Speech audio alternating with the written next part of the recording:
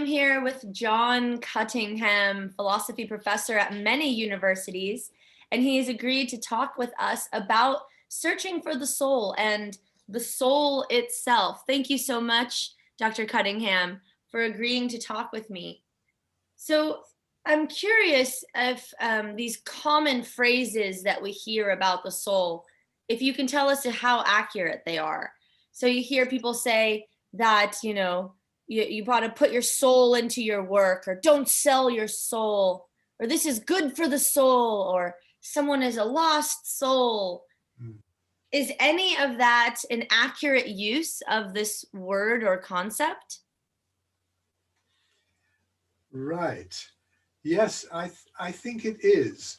I mean, there are, of course, technical uses of the word soul in philosophy, but I actually, in the book, In Search of the Soul, I do start with some of these ordinary uses of the word soul, which you just mentioned. There's a very old saying going back to the Gospels: what does it profit someone to gain the whole world and lose their soul? What does that mean? Well, I think we all understand something of what it means. A lost soul, yes. We mean that that person has somehow gone off course morally, that they've invested their energies or their time in some project which is ultimately worthless, and they've lost sight of the things that really matter. And so that term soul, I think, there signals someone's moral identity, that precious part of ourselves which we want to preserve at all costs, and which no amount of fame or money or whatever success is worth the cost of losing.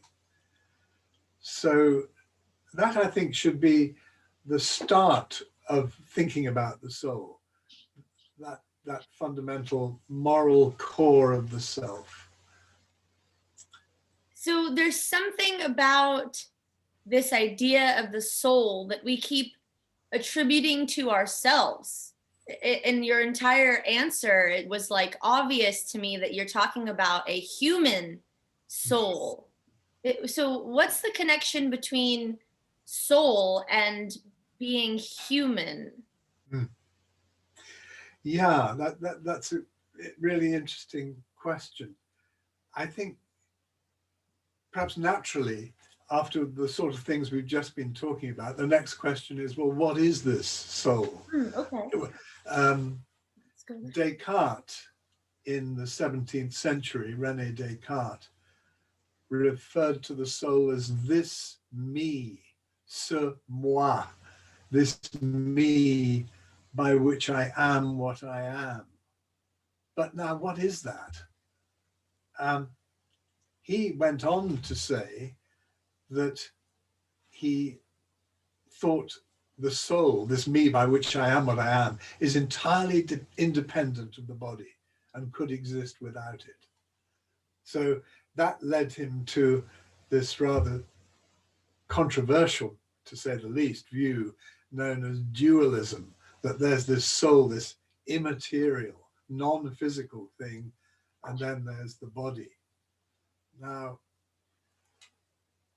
my view is that I think most philosophers today would agree, is that that's not a helpful way of looking at things. I prefer... Before you do more, help me understand what exactly that view is saying. So René Descartes has a dualistic view which distinguishes soul from body. If that were true, what does that mean? Or what's that idea that later we realize is not helpful? It means, according to Descartes, that this me, this self, is non-physical. In other words, to go back to what you were saying earlier, human being, Descartes would say, no, we're not human beings, not creatures of flesh and blood. Essentially, we are some kind of pure mind or spirit. an immaterial substance. And that if the body were destroyed, the essential me or the essential you, the thinking self, could still exist. Oh. It's a very old idea which goes back to Plato, who said that the soul could survive the death of the body. So that makes the soul something very mysterious in a way. And in one famous comment by the British philosopher Gilbert Ryle, he described Descartes' view as the view of the ghost in the machine. The soul was a sort of ghostly spiritual presence, somehow interacting with the machine of the body. But that's precisely the idea which I think is best discarded. So there is a sense in which some people say things like, I am not my body. You know, I can cut off my hair. You won't change me. How much of that is true? In other words, how much is it true that the soul does not include the body? Is any of it true? I think that what makes me me is that I'm a human being. Mm. That's to say, I'm a certain type of biological creature that was born, that will die, that has physical attributes like hair and arms and legs and so on, but also mental attributes. Now, this idea that I'm a human being rather than a soul takes us back to what I think is a rather attractive view, that of Aristotle, who thinks of the soul as a kind of principle of life or a principle of organization. So very roughly, he's saying that for human beings, the body is organized or configured in such a way as to allow the various functions of nutrition, locomotion, sensation, but also thought. So the soul on Aristotle's view, is not this thing. It's not really a substance at all. It's more a way of referring to attributes or properties, thinking, feeling, sensing, properties that you and I have in virtue of being a certain kind of biological creature, namely a human being. So it takes us away from the idea of the separate substance and towards the idea of the soul as a way of referring to our important human attributes, particularly those that are particularly important to us are thought and reason and feeling. And that, So, I think, is, yeah, go please. on, sorry. Well, I think that's an attractive view, and it's a view which, as it were, integrates us into the world a bit more than Descartes, because Descartes' dualistic view in a certain way separates us from the world, though he did his best to try and join them back up again. And I just want to make sure I understand the dialogue that you're putting forward. So there's Rene Descartes, who separated the soul from the body, the physical from the non-physical, and you're saying that's not very helpful.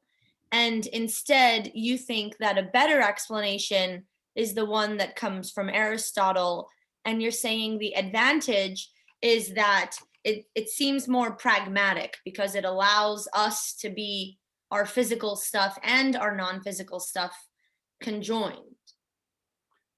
Yes. Mm. After all, if you ask someone, what are you? I think that it would be very unusual if they said, I am a body. It would be equally unusual if they said, I am a soul. I think the obvious answer, the common sense answer is, I am a human being. What is a human being? It's a biological creature with certain attributes, mental ones and physical ones.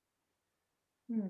the most important mental ones, perhaps most important in some profound sense, are those which relate to our flourishing, our well-being, and our sense of ourselves as leading worthwhile lives.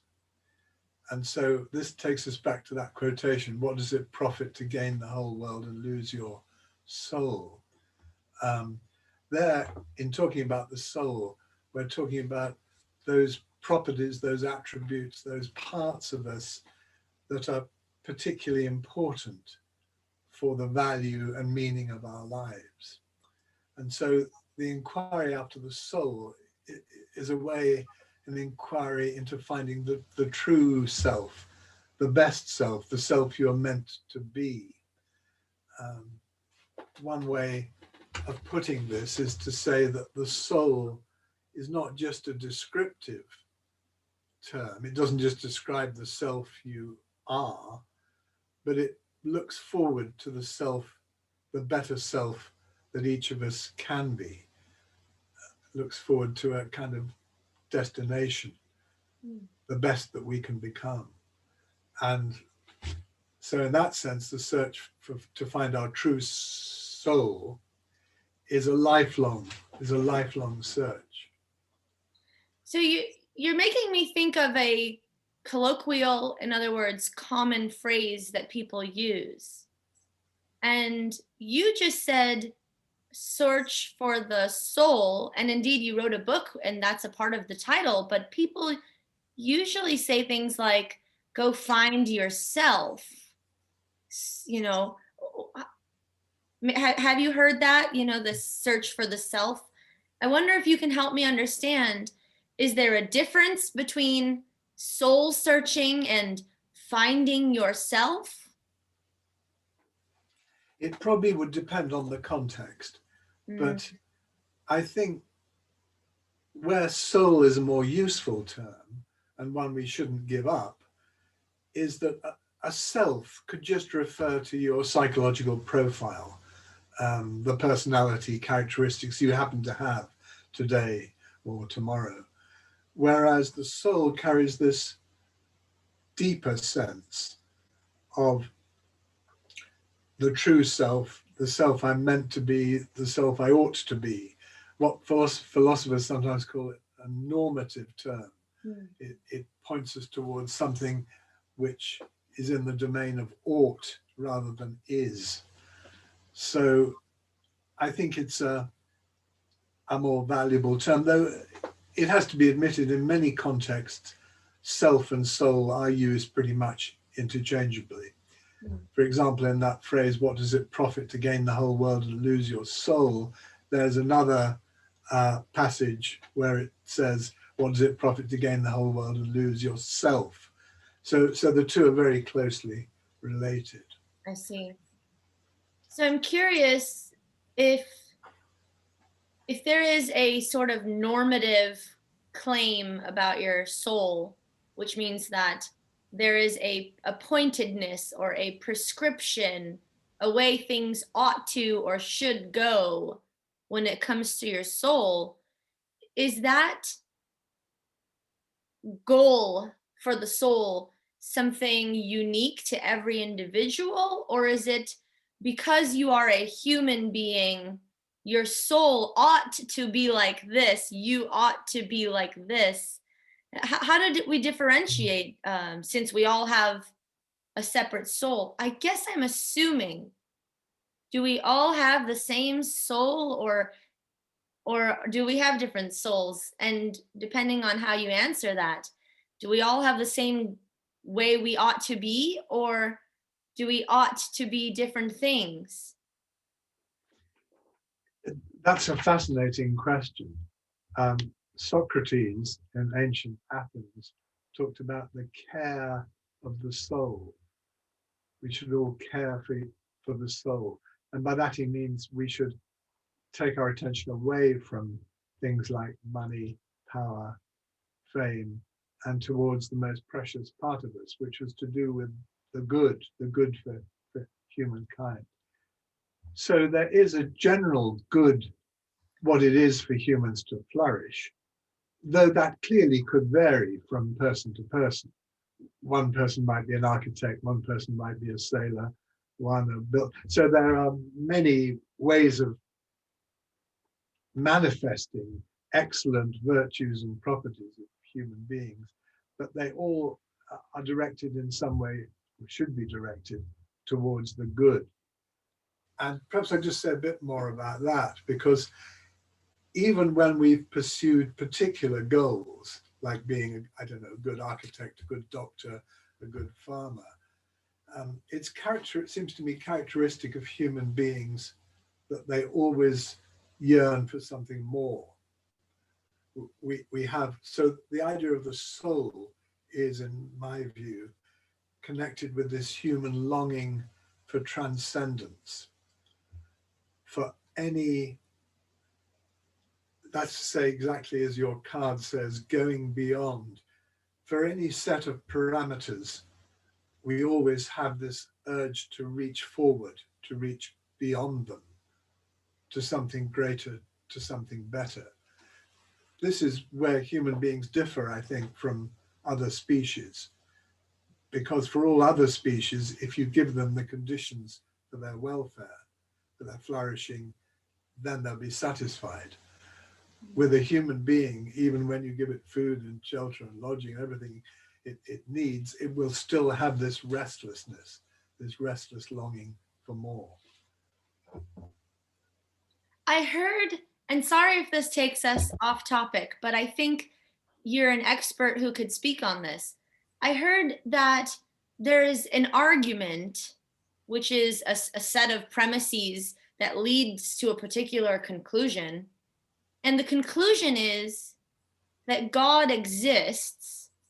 And the argument goes something like this: from the fact that we human beings collectively share a longing to go beyond this world and a longing for something supernatural, that sort of leads to this conclusion that something supernatural, call it God, exists. And I wonder if you've heard an argument for God's existence like that, how does that track this longing that you're talking about concerning our soul? Right.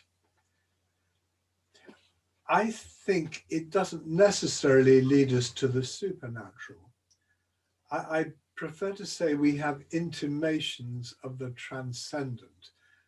By that I mean that most of us, at some stage in our lives, have a sense, let me give some examples, of the compelling power of beauty, of art, of literature, of poetry. They take us beyond ourselves. They somehow begin to satisfy this yearning for the transcendent. Another example, I think, is in close personal relationships. In a personal relationship, we sense that there's something in the other person we can never fully encompass, but it, as it were, beckons us on. So in these very profound and deep aspects of our lives, in our love of the beauties of nature, our response to great poetry, in our longing for fulfillment in personal relationships. And I'll just give one more example. That's the authoritative power of morality. That's to say, the sense that cruelty is wrong or that compassion is good. Here we seem to be up against things against which we feel judged. We feel called to move beyond our present weaknesses and inadequacies to something better, to something more perfect. So in all these areas, I think we are drawn forward by something not ourselves, which calls us towards the good. If you like, it's a kind of magnetic, attractive property of the good. And when people use the word soul, they're often referring to these longings, to these not just ordinary desires, like desires for coffee or tea, but deep,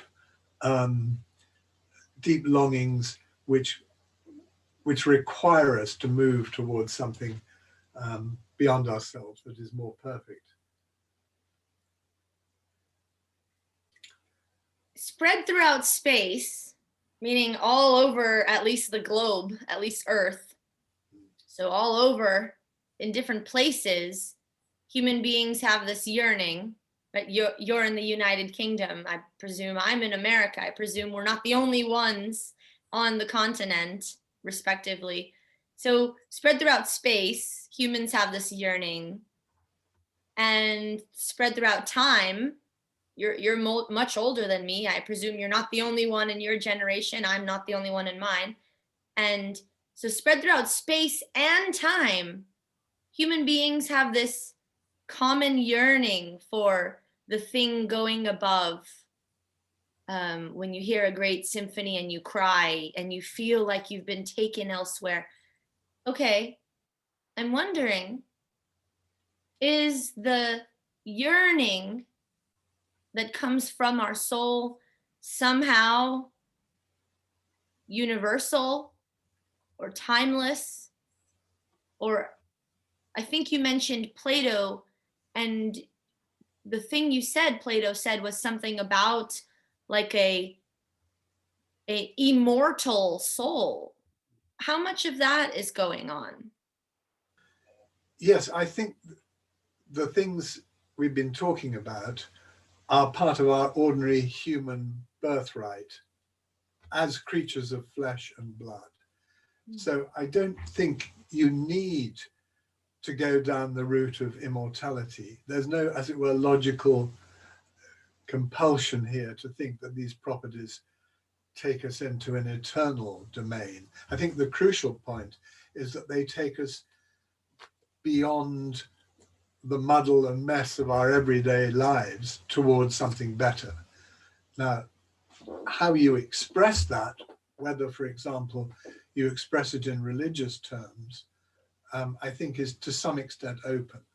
I don't think it has to be expressed in terms of an eternal God or an eternal form of goodness, as Plato would have said.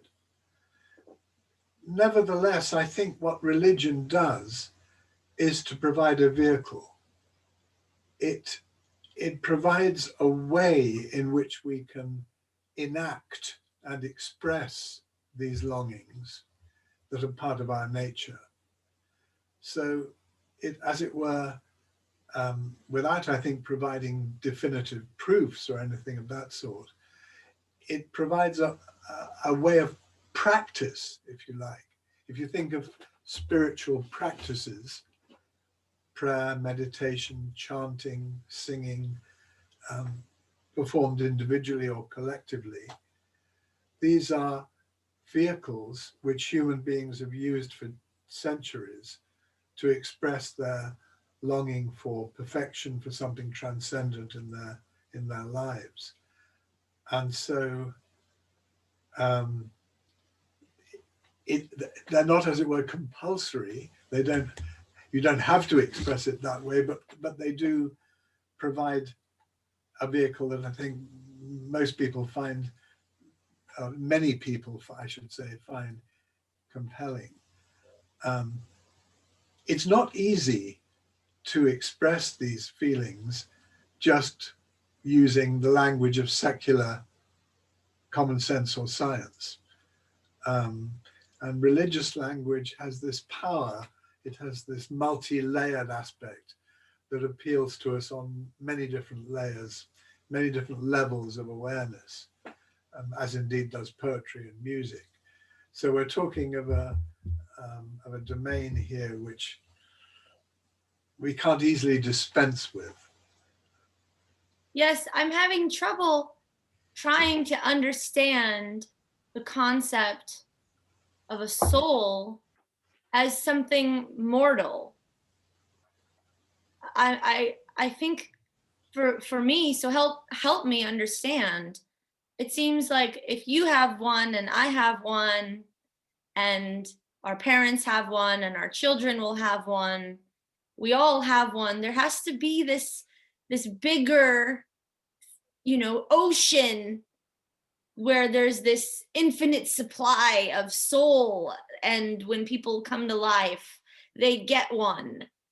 But I guess you're saying that's not exactly right.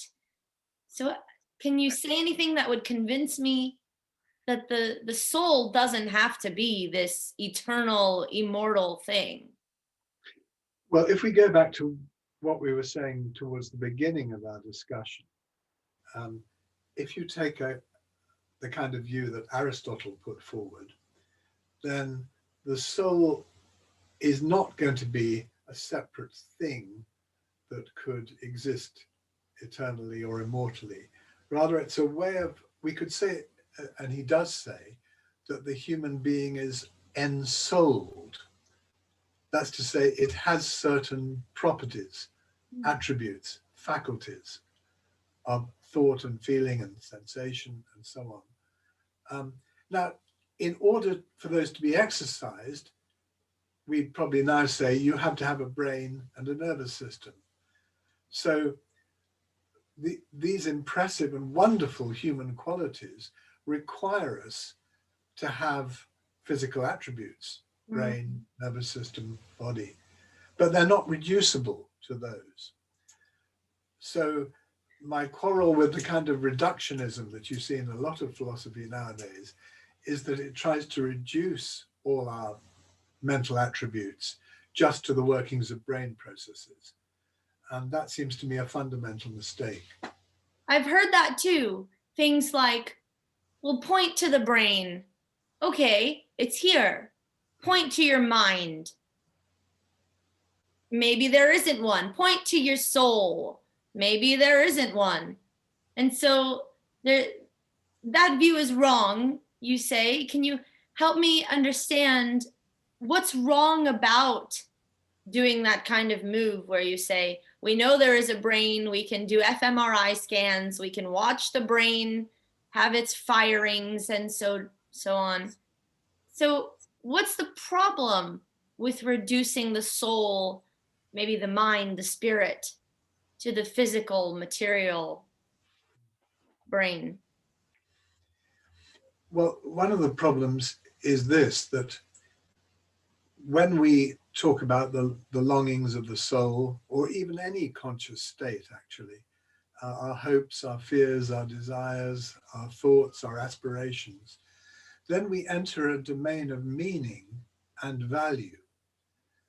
Now, that domain of meaning and value can't be captured in the language of science. If you had a printout of exactly what your brain's doing, it would refer to certain quantitative measurements, firings of neurons and so on. And it just, when you start to think about it, there's nothing there that can explain the meaning of what you're doing when you're reading a poem or listening to music or even talking to someone. Of course, it has to be going on. The brain stuff has to be going on. If it wasn't, then we couldn't do these wonderful human activities. But the meaning of the human activities cannot be expressed in the language of science. So while I'm a great fan of science, I, like many philosophers, would be opposed to scientism, which is the view that all truth can be expressed in the language of science, that there's nothing apart from the physical processes. The physical processes have to be there, but the meaning of what we're doing as human beings requires a much richer context to understand it. Those multi-layer things you were discussing when we were talking about music and poetry. Excellent. Okay, so here'll be my last question. It'll be open-ended.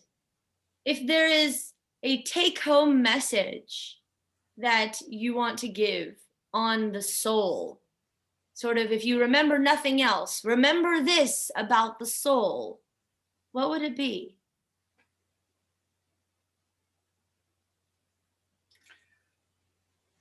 Without the soul, we would not be human. And so we all want to preserve the soul, the most precious part of ourselves. Exactly what it is a mystery. rather than focusing on that, I think it's better to focus on the activities we perform as ensouled human beings. Our awareness of beauty, of love, of goodness. These aren't difficult to understand. They're part of ordinary human experience. And we know that if we don't pursue those, our lives will be less valuable, less fulfilled than they should be. So I think using the language of soul kind of empowers us. It empowers us to focus on these precious human activities that are part of our birthright, I would say, as biological creatures. Um, we, we, we perform them because we are a certain type of animal, a human being, but their meaning, their value takes us beyond, in a certain sense, beyond the physical realm. So using the language of soul empowers us to affirm and acknowledge this longing for the transcendent, which we've been talking about.